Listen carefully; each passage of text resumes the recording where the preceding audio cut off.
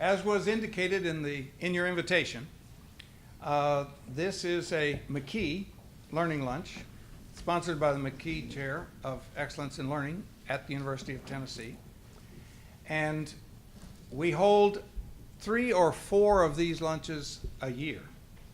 And they are intended to explore issues of primary concern in the community. This particular issue has come up again and again and again. And it has some confusing elements to it. So we're going to probably discuss what it is. What do we mean by that? But to introduce that, our co-sponsor, Unify Ed, has helped us put this together, helped us decide who would best represent the community in this discussion and who would best help us understand what we're talking about. So I'm going to ask Jonas Barrier, the director of Unify Ed, to introduce the individuals that are going to speak to us for a very short time, and then we're going to have lunch and discuss the issues. Jonas? Thank you. Hi, everybody. I know most of the faces in the room, so that's always helpful, but there's a few new faces, and that's really exciting as well. As Dr. Tucker mentioned, I'm Jonas. I am the executive director of Unify Ed. I've been in this role about 1.5 years, and as we continue to progress through time, I feel like Unify Ed's doing more and more exciting work. And just in the last week or so, actually, in the Times Free Press, we announced the top 10 policy recommendations that the citizens of Hamilton County worked towards through our Apex project, which started on August 1st of this past year. So if anyone's interested, we can shoot that article out to you, but it's pretty easy to find as well on the Times Free Press website. We had a really interesting process, and my colleagues are going to speak to that in a few minutes, but we had a steering committee. Several of those members are in the room, so I want to thank you for participating in that. We're really excited for the results and really excited for the next step. It's our belief at Unify Ed that equity is not a light switch, right? At the end of this conversation, we're not going to go, great, it's done, we've convinced everyone, we're moving on. We see the Apex project as sort of the first step up a very long trail or up a very long mountain. And we're excited for y'all to be here for the first couple steps with us today. So thank you for that. I have the absolute pleasure of introducing 2 of my colleagues at Unify Ed who have done an absolutely exceptional job. And I think some of the steering committee members in the room can speak to that later. But they have been absolutely wonderful in helping design the process by which we would come to these policy recommendations. The project they designed really advocated for reaching out into the community and working with the community to design this project and working with the community to hold us accountable as well as to speak to community voice. So to that end, we actually worked with over 4,000 citizens in Hamilton County to get an idea of what they care about. And those 4,000 voices are reflected in our Apex policy top 10 recommendations. And in the next month, it will be very much reflected in the full policy proposal that we're going to be putting out here in the next month or 6 weeks. The 2 staffers I'm referring to are in the room here. Ashley Conrad is our Director of Policy and Research. She's been with Unify Ed for a little over 3 years. She did sociological research in the Philippines, where she earned a master's degree from Illinois State. She also is a graduate of UTK. So she is Tennessee born and raised and a UTK grad. Also, we have Alexa LaBeouf in the back. She has been with us for about a little over a year, and previously was with the Annenberg Institute for School Reform and was a senior program associate there. And she was also with Facing History and Ourselves before that in Memphis. She got her undergrad at Rhodes and her master's degree at Brown University. And we're very, very lucky to have the both of them. They're going to be doing the presentation today, and I just have the pleasure of introducing them. So Ashley and Alexa, please join us up here, and thanks for being here. Thanks, everybody. Good morning and or afternoon, I guess now almost at this point. I'm Ashley and this is Alexa. I think we have a couple handouts for y'all, so she'll be circulating those for y'all this morning. But how many of y'all have heard of Unify Ed in the room? Is there anyone who doesn't know about us? Maybe a couple people. So I'll give kind of a quick recap of the work we've been doing. We've been around for about 3 to 4 years now in Hamilton County. So we were created to really get the community more involved in our public schools. So research was done and we found the public was missing from a lot of the dialogue that impacts our public schools today. So we do a lot of grassroots organizing around issues that are most important to our students and our teachers. So it's all about elevating and uplifting community voice and how what the issues that our community sees as important and how we can make those shifts in our schools. So there's a lot of talk around accountability and transparency. So the campaign that we've been focused on for I guess about 6 months now, is called the Apex Project. And so we have a few sheets circulating now. Alexa is gonna give us a quick overview, I guess, of what the overall process looked like. So I know a lot of y'all in the room know way too much about the Apex Project at this point, and there's probably some who don't know as much. So we'll do a quick recap. Then we'll get into kind of the nitty-gritty of the data, and I'll walk us through that portion, and then we'll close out with next steps, and then it sounds like we're going to have really fruitful discussion as a group. So that's kind of where our next 15 minutes are going, and I'll hand it over to you to kind of do that. Cool. All right. Thanks, y'all. So what you have in front of you have 2 documents. One is the Apex platform, the 25 priorities. I'll get to how we arrived at that. The other is a 2-pager which reflects the votes that came out of our whole grassroots organizing campaign. So Apex, it is a process that started, as Ashley said, about 6 months ago. It is a grassroots organizing campaign, and it was modeled on initiatives that were undertaken across our country, and most specifically the PS 2013 campaign in New York City, where different grassroots organizing coalitions across all the boroughs got together and they said, hey, like, we keep responding to negative things happening to our young people. Let's set an affirmative agenda with our community in front of the mayoral elections so that we get to define how we want the decision makers in our community to be acting on education. So we undertook a process similar to theirs in that we had about 2,600 conversations with community members across our county. They took the form of what we called Ed Talks. Ed Talks happened in churches, it happened in playgrounds, it happened at tabling events, it happened at grocery stores, community centers, bars, coffee shops, anywhere you name it. We just try to get out there and be with the community. Sometimes we had 0 people, sometimes we had 40 people. Anybody who's done community outreach work knows that it's not pretty, it's complicated, it's different every time, and you just kind of wing it. That was really our data collection phase though, as well as an education process. So when we were talking to communities, we were informing and hearing about equity, as well as getting a better understanding of people's equity issues in the community and what they would do to change it. All of that data got combined and analyzed, and that's that colorful sheet you see in front of you. That's the 25 themes that arose out of all of those conversations that occurred. We separated it into stakeholder groups. We did that very intentionally because we didn't want to just be like blame, shaming, and finger pointing at folks. Like, education is all of us, we're all participating in it, we all have a responsibility for it, and so we wanted to really reflect that in the way that we engage with the community. We did what PS 2013 did. We got a school bus. That is the Passage Bus. Y'all might know Brittany Harris and Colleen Ryan, incredible educators in our community who put together a project where they take tutoring out in the neighborhoods. They let us use their bus, they help drive it around with us. And inside that bus, we work with Rondell Pryor at Studio Everything to do an interactive voting exhibit. So the idea with that is that a lot of times when we interact with communities, we ask them about their lives, we ask them to be super vulnerable, and then the data just disappears. And we turn it into something magical, but communities can't really hold us accountable to that unless they understand the initial process of what we did with their stories.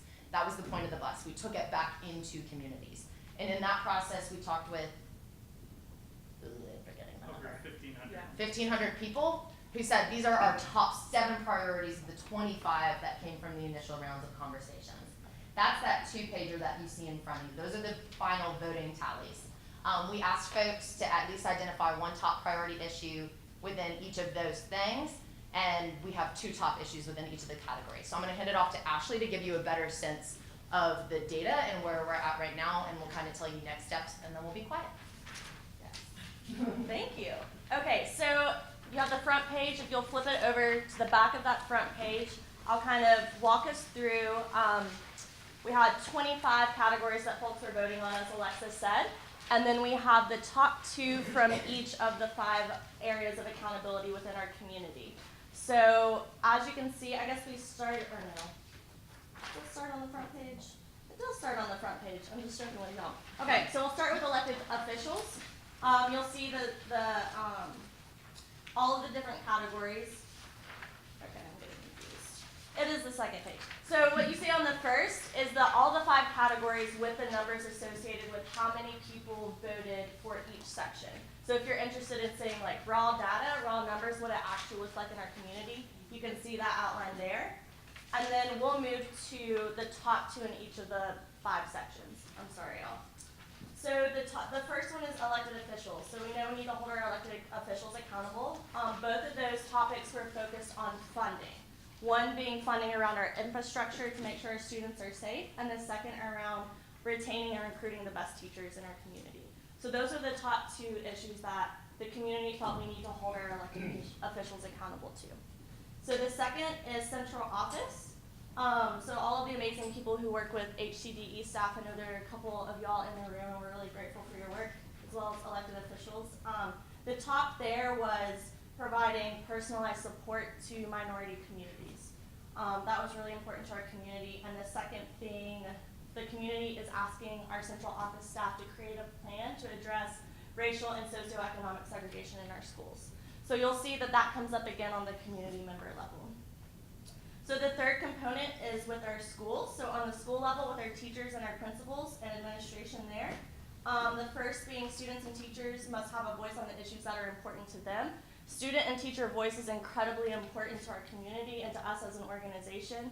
We have a student voice team that we work with regularly, and we're trying to be more intentional about working with teachers. And that's something we're asking our school leadership to reflect as well, to really highlight and elevate student and teacher voice. The second there being student mental and emotional health. That's something that came up a lot with all of the students who participated in the initial equity worksheet, as well as voting in the bus. It came up over and over and over again. How do we do a better job supporting mental and emotional health for our students and being creative with that? The last sheet, the fourth category, is with our community members. So the first one being parental engagement overall. We know that our parents need to be involved in our schools and take every opportunity they can to support our teachers and our students. And then the second category being, as I mentioned earlier, demanding the end of socioeconomic and racial segregation in our schools. So we really want our community, we heard from our community that we believe that community members need to be working hand in hand with central office staff to begin to have these conversations. And then the last is the community organizations portion. Mentoring, field trips, and early childhood education came to the forefront, which is very loaded. Those are all 3 very separate things, but very important to our community members. And the last being local organizations and businesses supporting and providing external resources to our schools. So that was a lot. Those are 10 very broad, big categories, and they're gonna require a lot of complex solutions. The reason that we delineated into 5 accountability areas is because we know we all need to work together. We can't just expect our elected officials to solve all of our issues. We can't expect central office staff to be able to just fix everything. We know we all have to work together as community members and organizations to solve these issues. So with that, I'll hand it over to Alexa to talk about next steps and how we're really trying to implement a cross-sectoral approach to addressing these issues. Do y'all have any questions on the top 10 so far? We feel pretty good with understanding that? Okay, great. Okay, deep breath. I know we talk really fast. Yes, We've done this a lot. And with that. With that, I totally lost my train of thought. Implementation. Okay. So part of the implementation plan, I think, reflects what I did mention earlier, which is our steering committee. At Unified, we're really big believers in kind of breaking the process of power over and like embedding techniques to shift power and decision making back to the communities that we work with in really meaningful ways. And I think the steering committee, which oversaw our process, was an integral part of that. They held us accountable. They went through a learning process with us. The selection for that steering committee was a blind process, meaning we took away names and we prioritized diversity and representation. A lesson, something that we really think added value to the whole idea around equity. So in terms of implementation, I think the steering committee is going to be key to that, right? Implementation means that there's as many people involved as possible, especially the voices that are not in this room and are never in spaces like this. And in order to engage them, we need the partners in our community to be helping us. So it's kind of like a two-pronged approach. There's a grassroots organizing strategy that we're going to be doing in partnership with the folks who've been working with us for a while and thinking about what it means. Like when we say teacher voice, what does that mean? Like what are our communities willing to do to ensure that our teachers are loved and supported in every way possible and that their voices are elevated? That's a question mark. That's like the next thing that we'll be working on. So that's one element of our work. Another element of our work is Ashley and I have been having conversations with folks across this county about education and the overlap between the work they're doing and education. Education is related to housing, it's related to policing, it's relating to healthcare. And so we're being very intentional about actively engaging those voices and folks who have a perspective that we don't understand regarding our SROs, regarding like accessible housing and affordable and safe housing and what that means for education. So those are the two parts and pieces of implementation. We'd love for you to be involved, obviously. So if you're interested, let us know. Those groups are forming now, those ideas are forming now, and we're gonna be launching our handout on February 22nd. That is using essentially like an interactive art piece to talk about themes. The idea is that no matter who you are in the community, if you pick this up, you can have some type of understanding of the policy themes. It'll be artistic based. Rondell Cryer is helping with that as well. He's obviously amazing and we love him because he's involved in everything.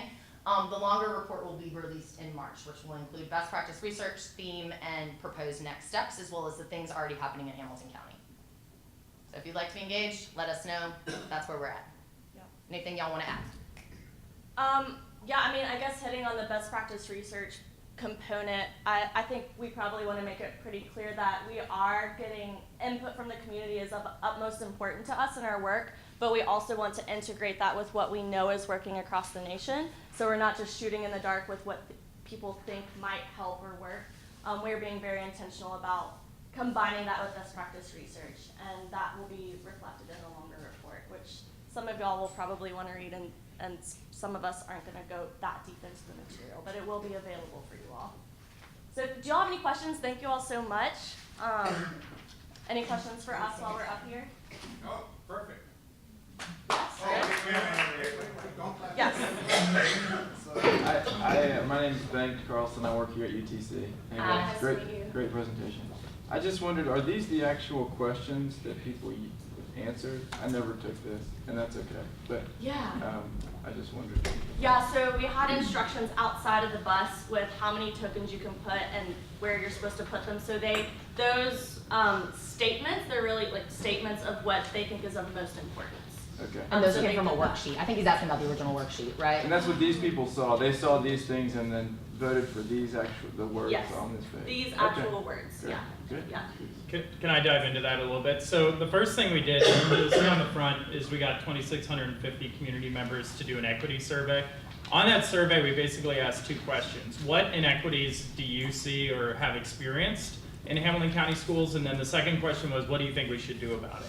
So based on that, we collected 2,650 responses.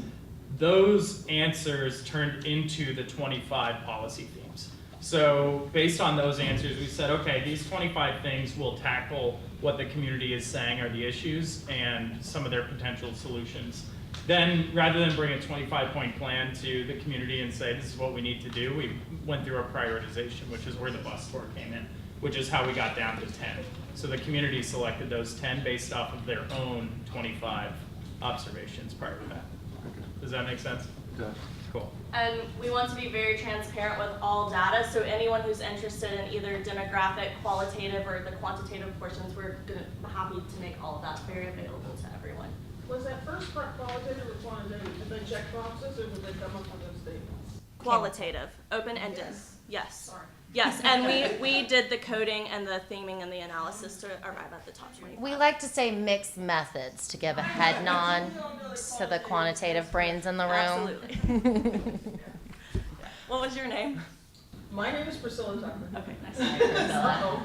On the other side of that sheet, we also collected demographic information. So we'd be able to say, you know, African Americans between the age of 30 and 40 said these things. You know, white people up in Saudi Daisy said these things. So you could really break it down that way, and we're happy to, if you have any questions on, you know, what certain demographics were saying, we can point to that, what students were saying, what teachers were saying, all that stuff. It will be readily available to anyone who wants it.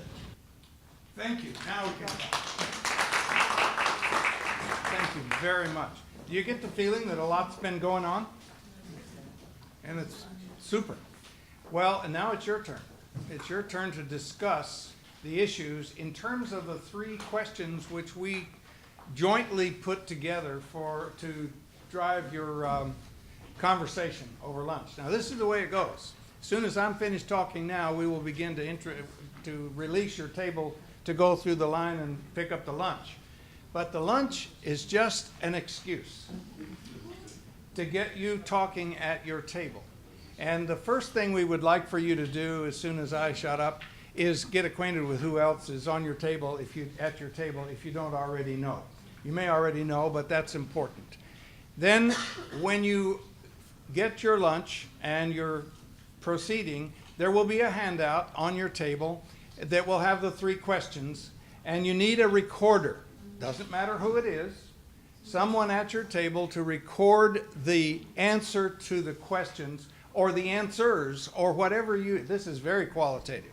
However you want to respond to that question, you're welcome to do so, but somebody needs to write that down because we picked this up. All of this is being recorded visually and photographically and it will then be theme analyzed and so forth, and you will receive a final report, a summary report of the experience. So you would need yes? Can I ask just one question? Yes. I didn't get to ask. I guess it's the people who oversaw the project. They're in the next room. What were the limitations on your sample? In terms of representation of the community. Yeah. Yeah, so we did an open sample. Anyone who wanted to participate, we didn't target in a typical way other than showing up in different spaces. We were very intentional about going to every single district in the county and going to a variety of different locations where we knew different demographics came and used and participated in those spaces. One of the things, Carol, that Ashley and Alexa didn't mention is that the steering committee has 3 members from each of the 9 county commission districts. Okay. So we were each responsible for hosting one of these ed talks. Okay. So there were, 3 ed talks in each of the 9 commission districts, and among others. Yeah, I was just curious. Yeah, It's that's a great qualitative research, Yes. and I know that. And so I just wondered the extent of your sample, and did you get to the areas, did you get to the people that would automatically think problematically anyway? Do you know what I'm saying? So it's is your sample lacking, or is it just related to certain? We actually are pretty happy with what we ended up with demographically. We were able to track that with our equity worksheets because of the demographics we collected, and we're happy to share those with you. But it was very representative of our community, which we were happy about in terms of race, socioeconomic background, which we measured via mother and father's educational attainment. Age, we had a lot of students, a lot of teachers, but we can share all of that demographic information And it with was you. limited to the people that showed up? Yes. Okay, Yep. that's what I wanted to Yep. know. We Okay. didn't do like a Cool. controlled sample. It's cool. I was just trying to get an idea of the Yeah. sample. I will say, like, I don't think that we have mastered tapping into the most marginalized, disenfranchised communities in our in Hamilton County. That is something we all need to work on, right? Yeah. But like really hearing from people who don't even trust the processes that are coming into their communities to do good, we can work on that. Okay. Yes, and I would say our biggest area or lacking is the Spanish-speaking population, Yeah. which we know is growing and rising very rapidly in Hamilton County. So that's a huge area of improvement on our part. Thanks. Yeah. So Okay. I just have one clarifying question. Based on these 3 questions that have come up, it feels like, I mean, I think people are interested in research and methods, but is underneath that skepticism? Like, are people taking exception with kind of the top 2 that came up? And I ask this to the group because I suspect some people are asking questions or not asking what other people, folks are asking what people were thinking. So is there a skepticism around this is representative of what the broader community thinks based on people's perception? Or is that table talk? That's a great question. Well, that might be something you want to bring up. Because the second assignment that you have, besides beyond We need to, there's a little glitch in the process.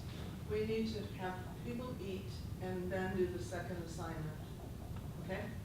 well, I understand that, but Okay. they've got to appoint a What I'm saying is we can't do the discussion. yeah, I understand that. But those were clarifying questions relative to the data. That's all we're getting to. Now, you need to appoint a reporter at your table. So it can be the same person, but there's a recorder and a reporter. And when the time comes and we're finished with lunch, then the reporters are going to be up here. And we will address the 3 questions as an entire group. And that's when additional questions would come up and the discussion will occur. Okay, is that clear? You ready to eat? Yeah. Okay. Okay.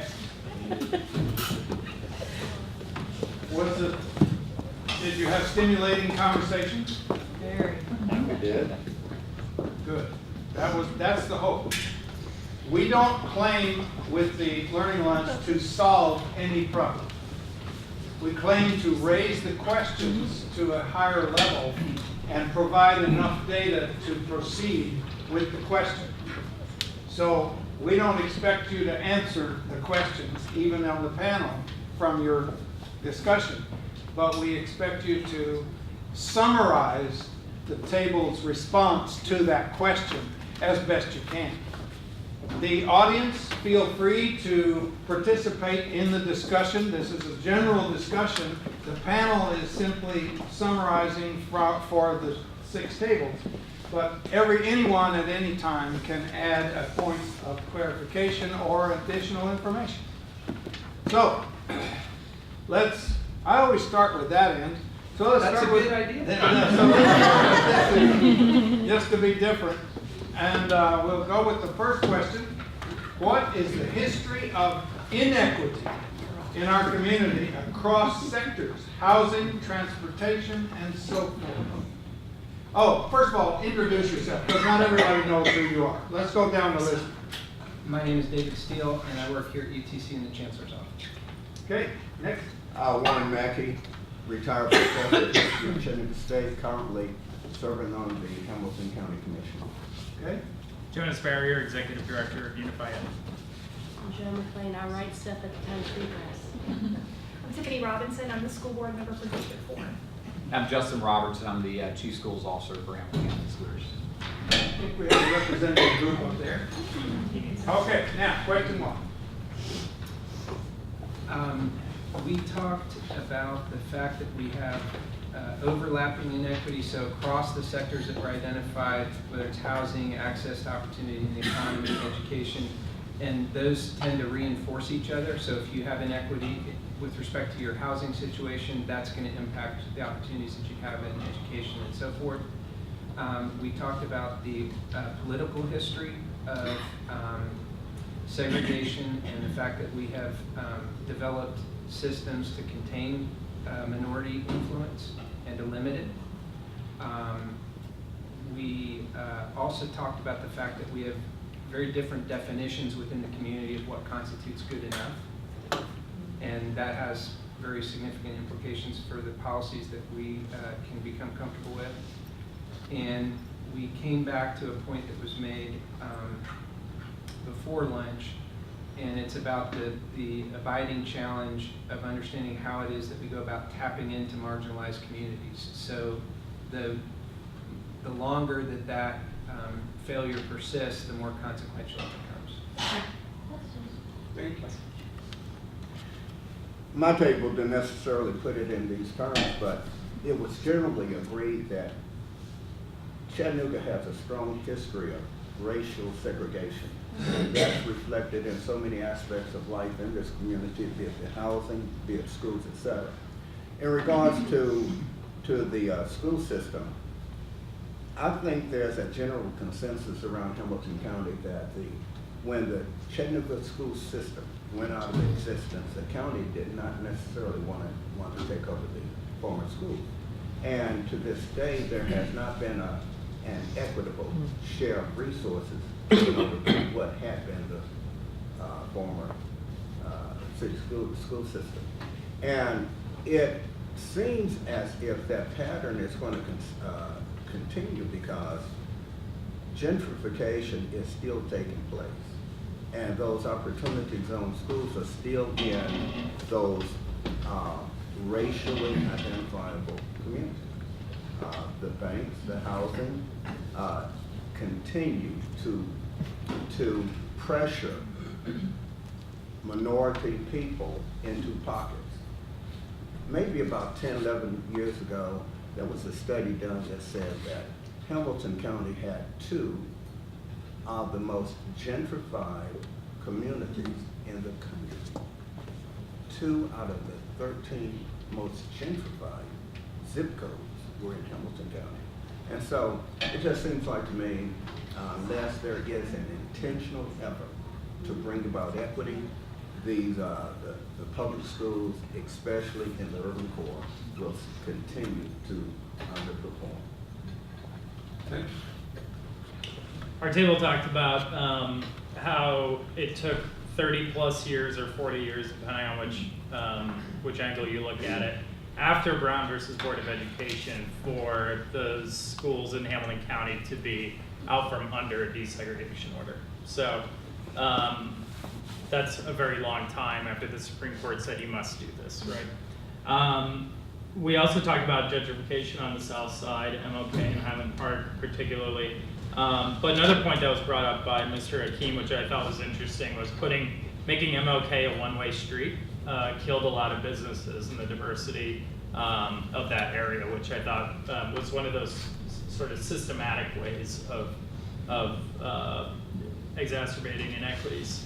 And we talked a lot about inadequate housing as well. But on this sort of 30 plus years after Brown versus Board of Education, one extra note we didn't talk about, we're now 70-ish years past Brown versus Board of Education, and we still have, frankly, all black and all white schools in Hamilton County.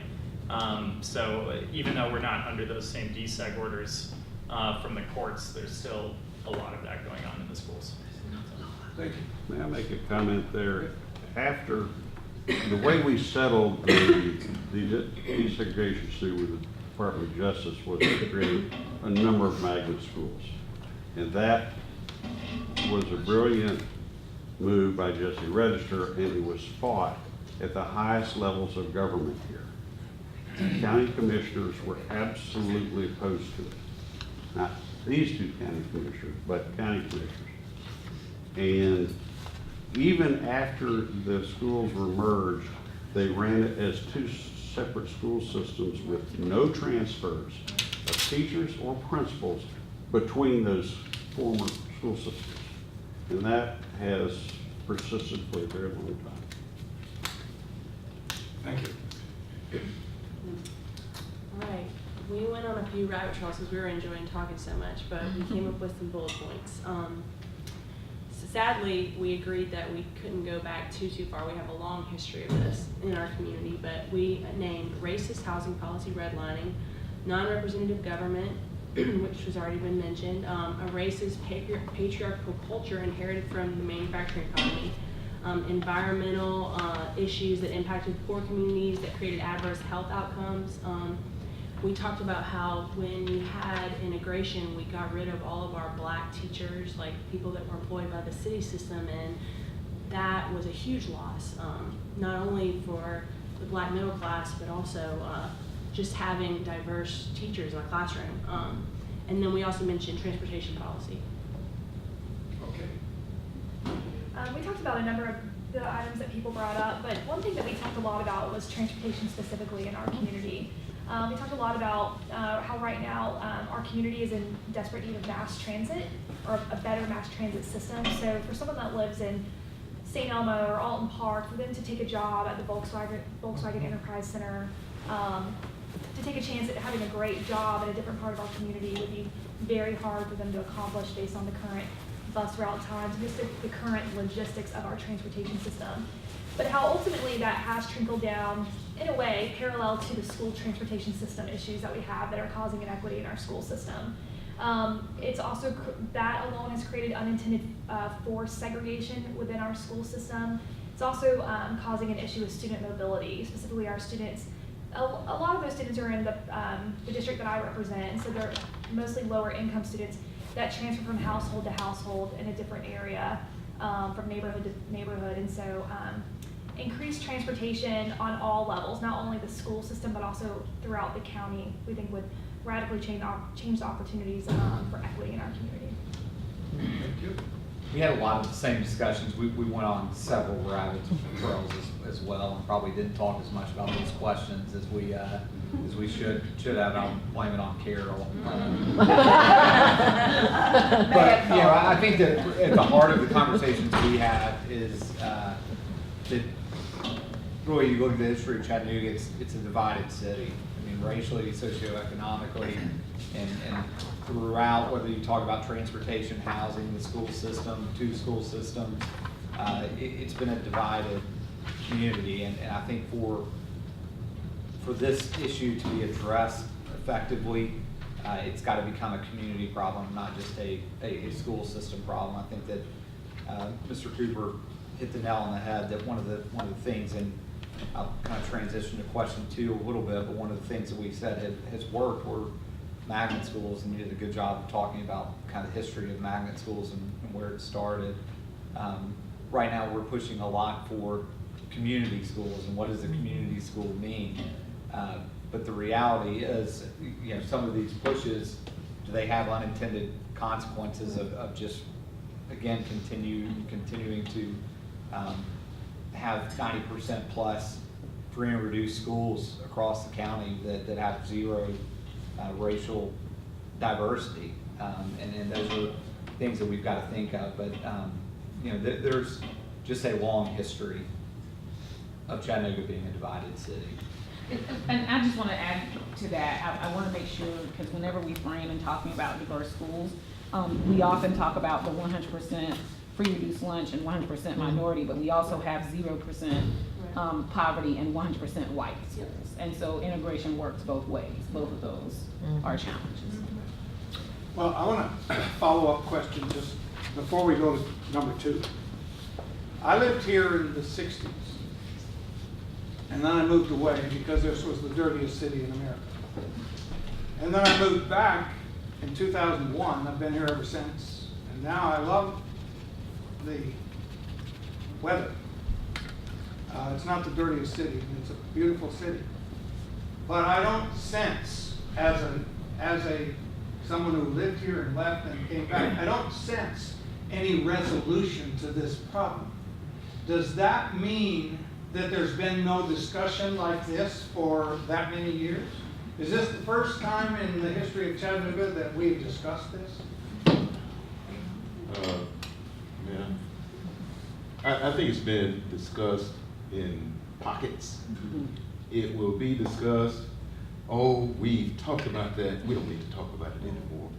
And one of the things we talked about in our discussion was that a disparity study that the city is considering, how it would be used. A lot of people feel like that would be used as a hammer, but one of the mayor's staff people said, you know, it can be used as a tool.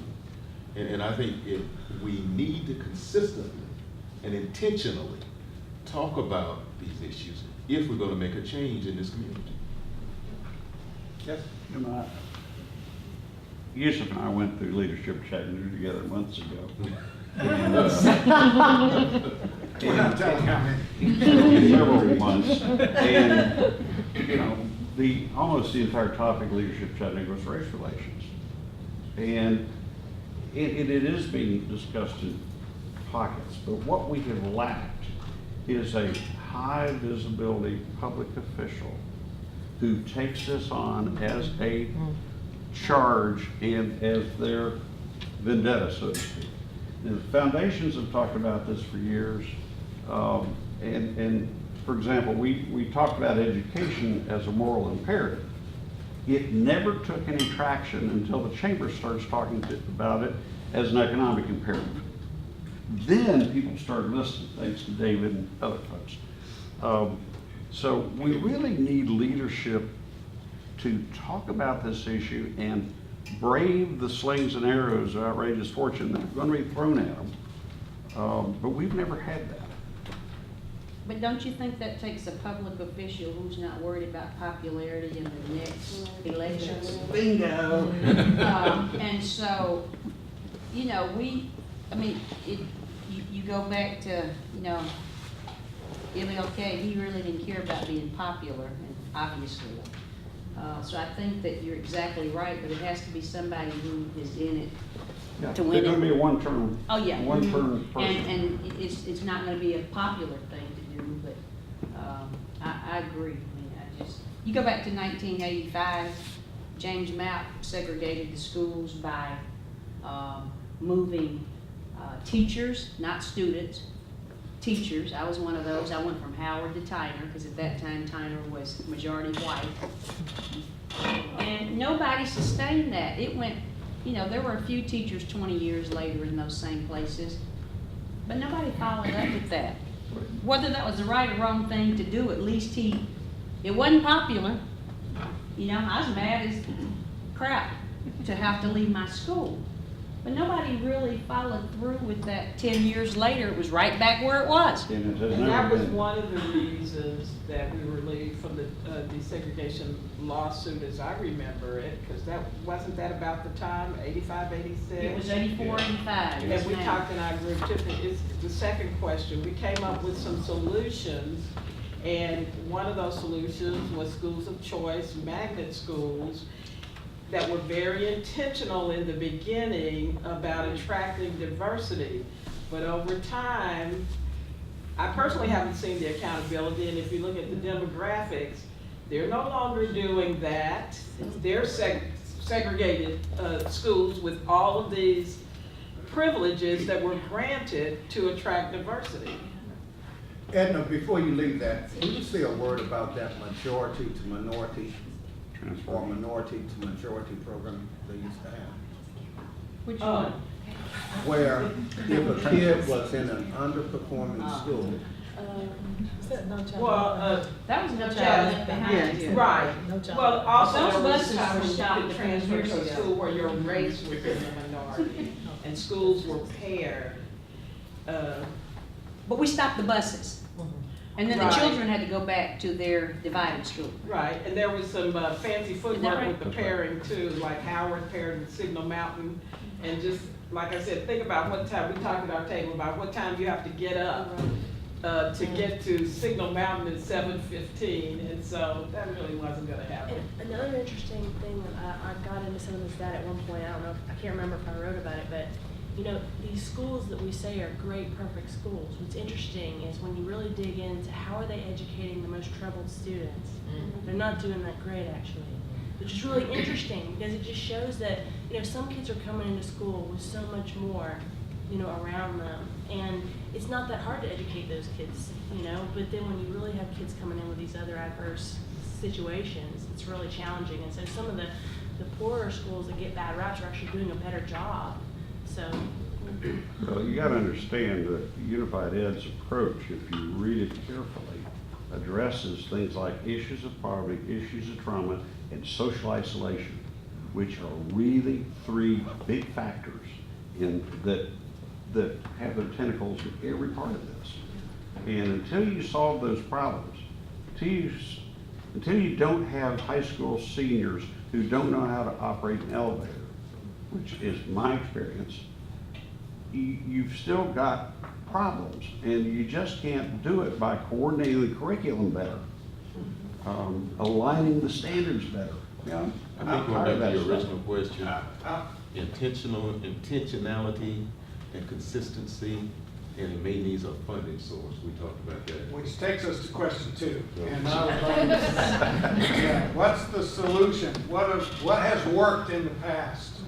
And what lessons can we learn from that to inform our future? Justin, we'll start with you on your side. We you just beat around the magnet schools and if that was positive or not, and I agree with that. And we need to do a deep dive look into where those schools are now, and are we still staying true to the original intent? And I'm not throwing this out there as positive. I wasn't in Chattanooga when this took place, but years ago, I think it was under Mayor Corker and that city council, there was an initiative put in place. I think it was around the time that Battle and Brown opened that provided teachers a $15,000 housing stipend to move into the neighborhood where they were teaching. And that's one of those things that's kind of, I don't know how long it lasted, but it's not there anymore. I don't know if it was successful or not, but it always was something that, reading back through some of these issues, it seemed like a pretty novel idea, one that no one brings up often anymore, but was that a positive initiative to attract the best teachers to some of our struggling schools, or to increase diversity? Maybe it was or maybe it wasn't, but it was kind of a different approach. Those monies were provided by a private foundation in town that very few people took up on it because it wasn't pushed by the central office, etc. Thank you. Well, Edna actually mentioned almost everything that we discussed regarding the magnet schools, so I won't really harp on that. But someone at the table did mention that, I mean, really, we don't have a lot to say about this question because we haven't had a whole lot of work, and that's kind of why I think we're here today. So, so ultimately, That's a good point. yeah. So I personally, as a board member, I'm very hopeful about where we're going and what's happening. It's like turning the Titanic around. But I'm excited about hopefully not hitting that iceberg. So, anyway, so I don't really have anything else to add except, we talked mostly about the magnet schools, and Edna really touched on that. So. Do we have to do the whole panel before I can make a comment? No. Actually, I've been in the system a long time. We have had lots of solutions that were promising. I think works, if you're going to declare it work, that means it spread and it was sustained. We've had great solutions that worked, but they were not applied universally and they were not sustained. And I think that's why some of the local foundations have said, really, we've given you money to show you possibility, but the minute you get the money and see the possibility, that's when you have to start thinking about sustaining. Not the day the money runs out and you think, wow, that was great, but now we don't have the money. And I think we're getting smarter about that. But in order for it to work, you have to see it works in this one place and then start applying it to other places and see what you need to do. And that's what I think we haven't had an urgency to do. We see it work in one place, we declare victory for that 100 kids, and then that's it. Well, and I agree with you completely. I think we have had a problem of constantly piloting ideas, and then we forget to scale them. And really, I think even our magnet schools are a good example of that. I mean, wasn't the whole point to basically pilot this idea, and then ideally it would go countywide, right? But instead we just say oh, good, that's working, and then we move on, do something else. But I wish that we would take more of a business approach, and I'm sure that's where it's going. I think Justin could probably speak to that. But what I mean by that is in the sense of that in business you pilot an idea and then you scale it, to become to create a viable product. And so, I agree with you on that point. Yeah, so I think that you're right. scaling. We keep doing that. Yeah. Yes, Okay. All right. We mentioned affordable housing policy, models of choice, like a Louisville example. Did I say that right? Is Louisville the model we're talking about? Okay. And competitive teacher pay. Oh. We're on two? Okay. Okay. We talked about magnet schools like everybody else. And we mentioned the fact that, in the beginning of CSAS, parents camped out to get a place there. And so that eventually over time kind of eroded the diversity of that school. And so obviously lottery systems do a lot better in ensuring that there's more diversity. And then we talked about community schools approach, like what's been going on at a lot of schools. and like having mentoring for kids, like considering that some of them might not have dental care or health care, and that there needs to be some wraparound services for families that are in need economically and in these isolated pockets of poverty. Okay. We mentioned a lot of what's already been mentioned, so I won't retread on that. But one other interesting thing that we brought up was a change in government from commission to district in the city of Chattanooga. So I'm sure y'all know the background behind that, but just to make sure everyone's clear, my understanding is that all city councilors were elected at large at one time. And now when we have more district representation, we have a greater diversity of representation. I think in my mind, there's still some work to be done on that, and maybe figuring out how we do change the very structure of government in order to be more representative is something that I'd be interested in talking about sort of in the long term. But it seems like it's worked, so why not, let's scale it, right, to use Tiffany's term. One program that seemed to have worked for a period of time was the Benwood program. When funded, you got good results. But there's a second part of that never get talked about, and that is the model was Hardy Elementary School, where my wife taught. For 2 years, they were the poster child for school improvement in the state. But the one thing that Hardy had that others did not have was the year-round school system. Interesting. The calendar is sacred, It depends on the crops. And if you don't get somebody to bring in your crops for you from school, then that's bad. How long ago was it when that was the case? A while.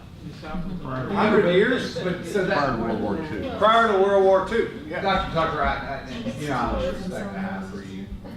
Go ahead. I have a lot of respect for you, but it's that too. But there are a number of our kids that whether one or group or not, rely on summer jobs. I'll give you an example. The Gestamp program that we have going on, we've got 40 kids that are going to Gestamp. Gestamp's a tier 1 supplier for Volkswagen, and they're going half a day and working. They make $9 an hour if they show up on time every day. If they hit their production rates, they make up to $10 an hour.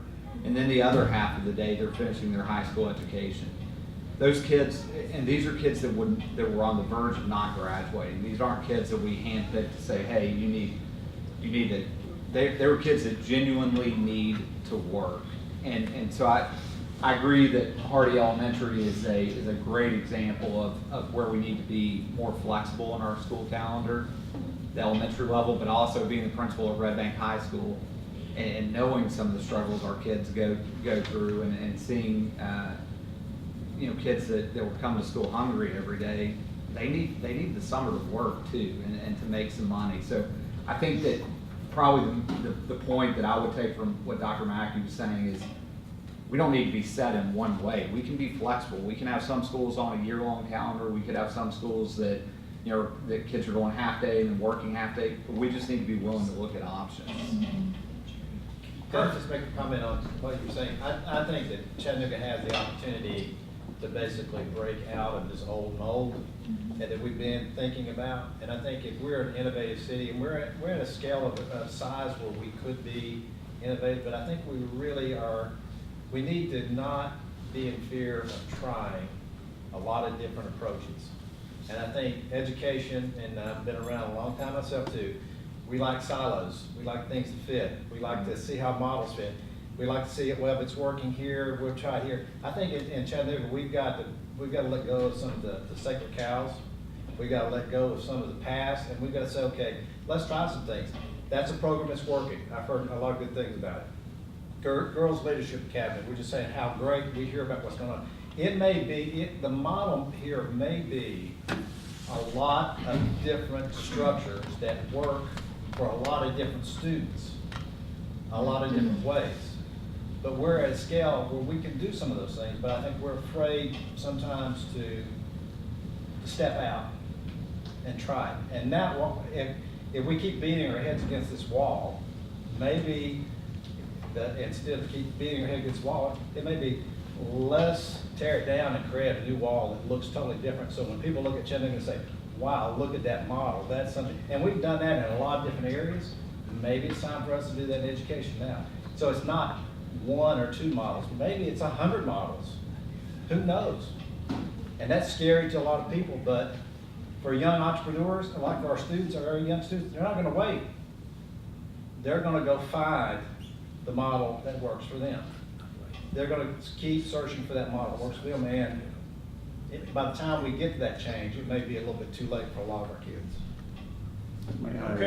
May I add that Chattanooga 2.0 addresses some of that stuff, not in detail the way we're discussing it, but there are some core things in Chattanooga 2.0 that address this issue, because research tells us that poor kids lose 2 months of academic for every summer, and rich kids gain 2 months, which means you have a 4-month divergence every summer for 12 years.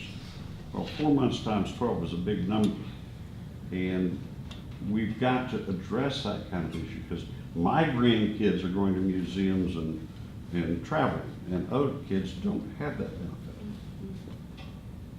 Okay, thank you for this add-on comments. Thank you, Justin, for taking me on. I would first like to say my group was evidently the only group that did not talk about magnets. Wow. I think we're special in a number of ways. But because of that, and the fact that my family is going through the magnet process, I do want to share a comment, which is while we've done away with the camp-out barrier, the current process to get your kid in the lottery involves a required lengthy meeting after school. And you sit in that meeting and you look around the gymnasium or the auditorium, and it's not working for everybody.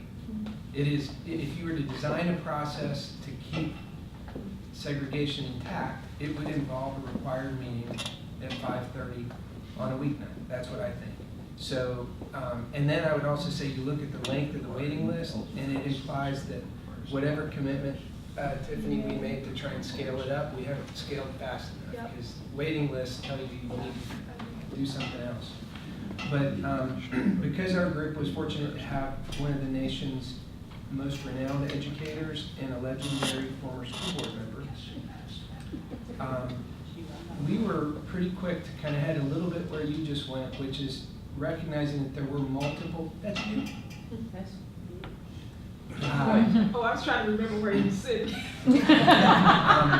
No, but we had a lot of talent and expertise at our table, much like your tables as well.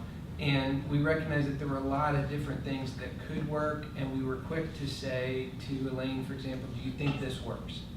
And if the answer is yeah, then okay, we'll count that as a success. It doesn't mean we've yet figured out how to scale it or even sure that it should be, but we talked about support for college access counselors, which was referenced, differentiated pay plans, using title funds for parent engagement programming, and we also talked a little bit about higher ed bridge programs as a way to try and address equity issues.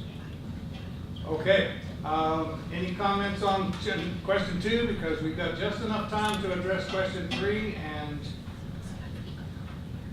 we'll go there. Okay, we'll just start with you, question 3, and go back the other way. A lot of what we talked about here boiled down to empathy, which is a difficult thing to inject in the policy process, but it's a recognition that at some point, everyone in the community, and this is to have sustainable change, people have to recognize that their own interests and others coincide, and actually to value the others. Somebody at our table pointed out the importance of relationships, that if we don't have relationships within our community or within our school buildings, we're not going to have the ability to implement policies that are truly sustainable. Did you discuss any ways of increasing the empathy based on relationship activity? I think we were just about to solve that when you called us up. Brilliant. Okay. Our group tend to say the entire community would have to embrace the value.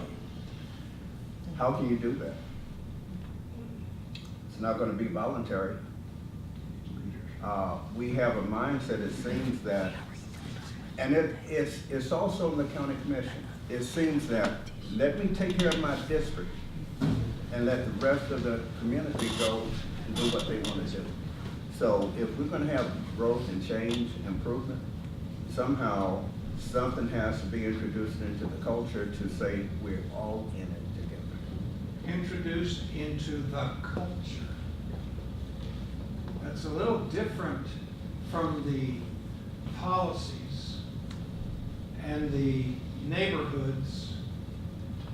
It's a kind of a totality. How do we get to that? I'm gonna shamelessly plug right now. Ashley and I really firmly believe in a lot of our organizing work gets to this empathy bridge with policy, because we've seen a lot of fundamentally like cool macro level policy change, and then when it hits our communities, that local level, are we staying true? Is it authentic? So I really would just love everyone in this room to come to one of our equity workshops, because the core outcome is empathy with a knowledge of policy. We find that to be the most important piece of this puzzle, and I just stole your title, puzzle. Yeah. So I agree with this notion of empathy, but I do think there are many people in our community who are empathetic to the challenge of equity, but that does not mean they're willing to change behaviorally. So this is, the term, when I was at Vanderbilt, one of my professors introduced the term to me, opportunity hoarding. We are in a culture right now where people really feel, particularly middle class people, feel strongly about opportunity hoarding for their children. And when you start getting down to the bottom of it, people say, is it right or fair of you to ask me to do something that I don't think bestows upon my child the best and most opportunity that we can get based on the privileges that we have. And I say that middle class. I mean, there are black and brown folk who have privilege too, who leverage that as well. So I just think that the empathy is a first step. It is, I don't know how you get people over the hump from empathy to it matters to me, not just about the opportunity for my child, but the opportunity for all children, and that I'm willing to behave differently in order to do something with that. I couldn't agree more with you, and I'm so happy to now know a term for what keeps me up at night, because so I'm a millennial, and there are all these peers of mine that are young parents just like me, and every one of them supported me running for school board because they said we want to support public school. Now they are at the turning point where they have to make a decision where their child is going to go to school, and most of them are saying, well, I can't take my public school option. And so they're opportunity hoarding because they are scared of what they don't know. And I just think that's such a good term. Thank you for teaching me that. But it is a real problem, and I think the point that you're hitting on is that we're going to figure out solutions that work best for us, and that's not just kids. That is young adults who, more and more parents my age, they are entrepreneurs, and they're going to decide to homeschool, they're going to decide to start their own school co-ops, they're going to decide to go start their own charter schools. I mean, they're going to create a solution that works better for them, because to them, the solution is not there for them, because in my opinion, they're scared of what they do not know. And to me, the unknown to them is our public school system. I was going to ask Mr. McKee about those silos that are around the district. Is that a political silo? They're afraid of election, they want the votes, they want to stay in commission. What's the barriers that create them from stepping out of their commission boundaries? It's kind of what this lady said, but I'll use a different term. It's an old term of zero-sum game. That the pie is only so large, and if you give more to his district, there's less to go around. And so people are protective of what their interests are, especially when it comes to their children. We're okay to experiment, but put our children in a protected zone. Now, answering your question, what can be done? The business community always get listened to. I work in a 16-county area. All of the employers are saying the same thing. We need a workforce. We need a workforce. Right now is Hamilton County's time to to go hard and do better to bring the jobs in. We're graduating 3,000 kids a year. We've got to find a place for them. In my experiences, 30 plus years, I heard kids come to Chattanooga State saying that they were going to stay in town 2 years and then go on to Nashville, Birmingham, Atlanta, etc. Right now, they're wanting to stay home. So we have to do what's necessary to keep them here. Amen. I was gonna say something, I think that there's some hope in if we can have better processes, like what they're doing, that where people can have shared experiences, they're learning together, they're creating a vision together, and then together they want to kind of work together to see it happen. And when I wrote a story about their effort recently, and I talked to a gentleman from Saudi Daisy, who told me that he was totally against increasing taxes for education, that educators were just whiners and the way money was being wasted, just a lot of the traditional thinking among people that are, conservative leaning and want to be very conservative with spending. But he said the experience of the steering committee had altered his entire outlook on the whole situation. He had finally met teachers and principals and students, and he has a vested interest because of his grandkids who he's helping raise. And I thought it was extraordinary that experience, he had a shared experience, and that changed. And I think as we plan all around our community, if we can have processes that acknowledge that this shared experience can lead to different outcomes. And this is a national problem and something that foundations are learning, governments are learning. And if we can keep creating experiences where we can come together as a community, learn together, and build a vision, maybe that could lead to some innovation and to follow through. Yes. Yes. I'd like to, I think it was my turn anyway, so Go ahead. On what Joan is saying, I think you're absolutely right, and Unify Ed has been trying really hard to build that sort of sustainable shared responsibility model, as well as shared building of new experiences. Sort of a shameless plug, again, following Alexa's lead. That stuff takes a long time and is really expensive, right? I don't think, if we're looking for sort of a quick fix or a cheap fix, that's just not going to happen. And something we talked about at our table, and something I brought up earlier, was there needs to be some sort of sustainable funding model for this culture work, right? Like if the culture doesn't change, we can have programs, we can have pilots all day, every day, and some of them will be really good and then they'll go away, right? What hasn't changed much, and someone like Edna can probably say this better than I could, is really the culture around this hasn't changed that much. When you talk about parents who, believe in it and then send their kid to, a non-public school, right? That's a culture shift that needs to happen, and culture shifts take a long time and a lot of effort. And unless it's somebody's job to do that long-term effort, then it's just not going to happen. So, shameless plug for Unify Ed, keep funding us, please. And every other organization and every other researcher and every other reporter that's doing this long-term work, because it takes the Times Free Press, it takes all these other entities to keep pushing the needle. Okay. Justin. I'd like to think some of the work we're doing is not because we're being pushed, it's because it's the right thing to do. Sure. So, we didn't get to this question actually. We had a lot of You can't blame it on Carol, she's young. conversations. Blame on Carrie.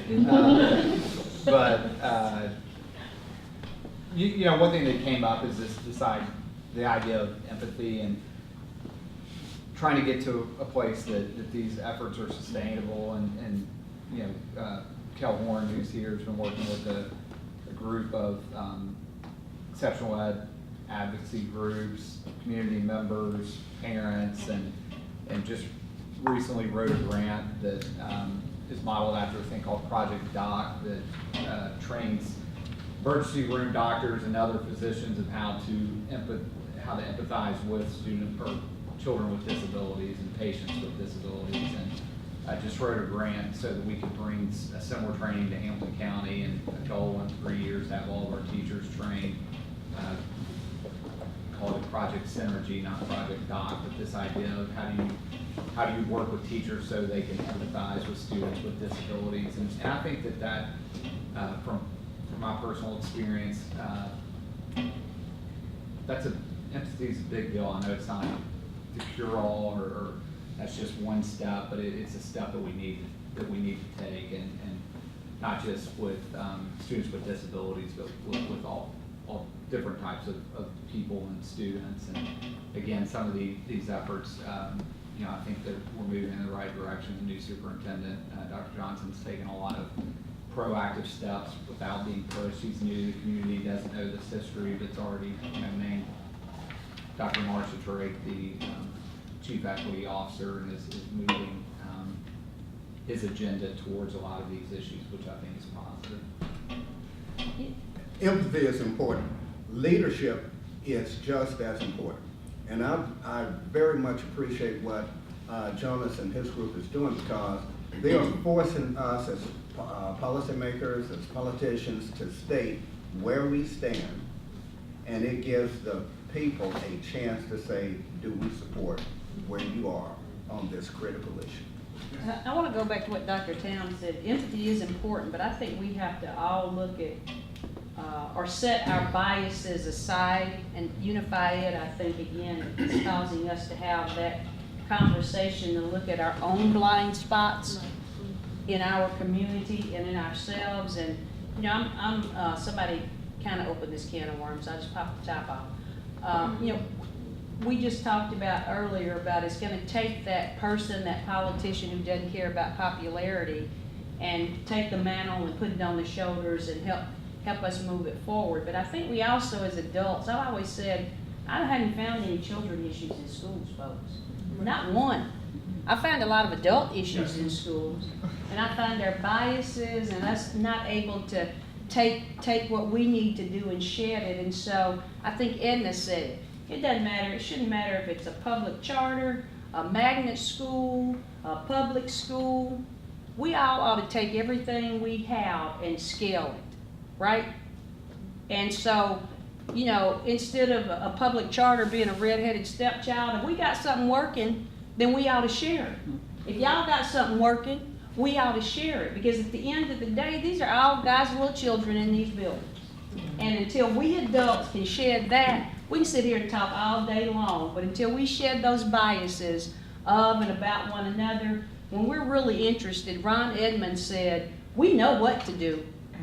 He also said, it just depends on how we feel about not doing it so far, and what are we willing to do to make it happen. And so I think that part of this conversation has to be, we are one community. It doesn't matter the name of the whatever on your building. So I think that would take us a long ways down the road of scaling things, Pete. And with that marvelous conclusion, I think we have completed our lunch, but you have one more assignment. I'm an educator. You have assignments. To get out the door, your exit privilege is to fill out one more sheet of paper that has 2 items on it, and you're receiving it at your table at this point. The question is, what is the most important thing we heard today? And the second one is, what question do I now have that I'm leaving here without an answer? So if you'll put the answer to those 2 items, then you're free to go. And let's give our panel and everybody a hand.